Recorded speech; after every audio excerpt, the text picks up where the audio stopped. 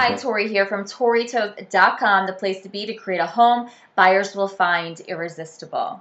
This week we staged a one-bedroom apartment in the West Village. One of the home's major flaws that the realtor and I both agreed on was the furniture in the living areas. Arranging furniture is an important step in home staging because it dictates how the buyer will visually see the space. We want to avoid overwhelming the room with furniture, rather focus on the space and flow of the room for maximum buyer appeal. With staging this apartment at 281 West 11th Street in the West Village, we used a combination of the owner's current pieces while incorporating some rental furnishings into the space. In this video, I want to share with you the reasoning behind our furniture arrangements in the home's living room and bedroom. Prior to staging, this was the living room. The only furniture in the room was a futon and an IKEA coffee table. The room lacked balance because all the furniture was on one side of the room. The room also wasn't functional. How could you watch TV, entertain, or have a conversation? There wasn't enough furniture in this space, and the futon was making it feel more like a studio than the living room it needed to be. This is a $600,000 home, and we needed to reflect that price tag. In this transformation, we removed the couch, plus rearranged and in some cases removed the accessories. We added a gray rental couch, and I chose gray because it's not only a neutral color, but the walls were white, so I wanted the furniture to stand out. We reused the coffee and side table the owners had. I wanted a white rug, so again the couch would become the focal point. We balanced the other side of the room with a TV stand and a funky white chair.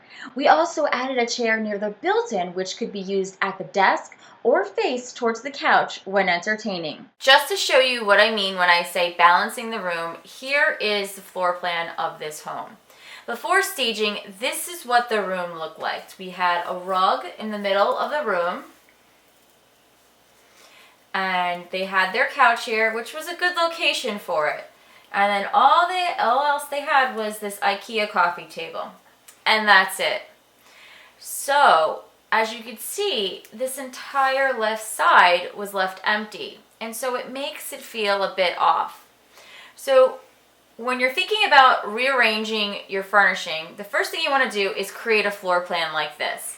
Then what you want to do is separate the room into 4 sections, and you do that by just dividing it into 4 sections. 1, 2, 3, 4. Now, there should be an even amount of items in each section, but as we can see in this current arrangement, there is nothing on this side. Now, in the after, here's what we did on the floor plan. We kept the rug, and we put a new couch, but we kept it in the same location. We also used a side table that they already had in the bedroom over here. But we added a TV stand, and we also added a chair over here by the desk, and we added another chair on this section, on this side of the room. Now, again, if you section off the room into 4 sections, 1, 2, 3, 4, you'll see there's furnishings in each section of the room. And so this is a good way to arrange your furniture. Now, while I have this floor plan up, I also want to say it's important to think about the traffic pattern in the room. So this is the entry right here into the apartment. And so this is the first wall you're going to see. So you want to make sure that you have your focal point here. But you don't want to distract people from coming back here because this is the rest of the apartment. This is the entryway to the rest of the apartment back here.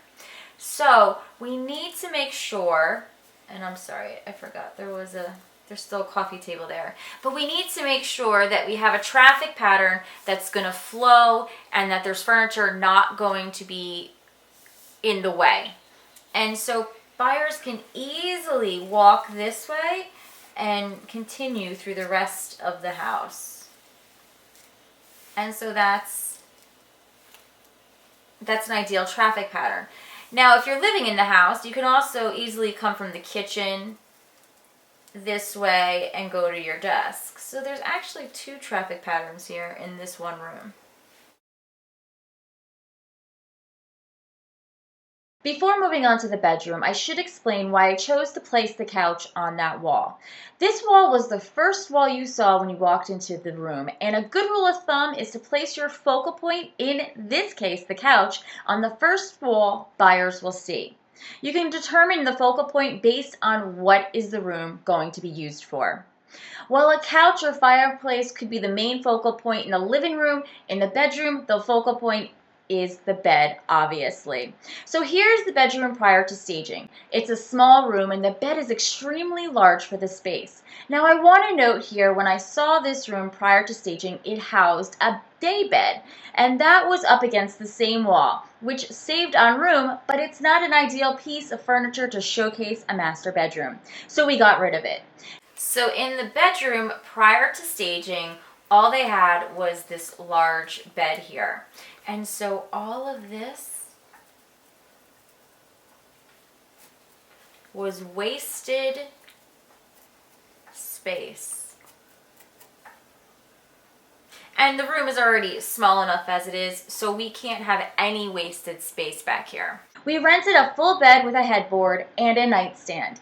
I chose not to add a footboard because it would eat up square footage, and I decided to put the bed against the opposite wall under the window. This way 2 people could access the bed. See the difference on the floor plan? It's also easy to access the closet from either side of the bed. Now I put the nightstand on that side of the bed so it would lure buyers in from the doorway. And it's also more accessible on this side. Not to mention, on the opposite side of the bed, near the bottom, was this shelf under the window. So I wanted to make sure the room again remained balanced on either side of the bed. So let's recap. Avoid having too much or not enough furniture in the space. Make sure to have the right scale of furniture that fits in the room. Create balance throughout the room by using a floor plan and sectioning it off into 4 areas. Be aware of the traffic patterns in each room. Make sure to emphasize the focal point by determining the function of the room. And remember to have space between each piece to walk easily. Also have multiple seating areas if it justifies the function of the room. Follow these tips when arranging your furniture for a sale and you'll be one step closer to the closing table. For more home staging tips and for a downloadable furniture spacing cheat sheet, be sure to check out our website, www.toritoth.com. And if you have a question about arranging your furniture, make sure to leave a comment in the comments section below. Until next time, I'm Tori with toritoth.com.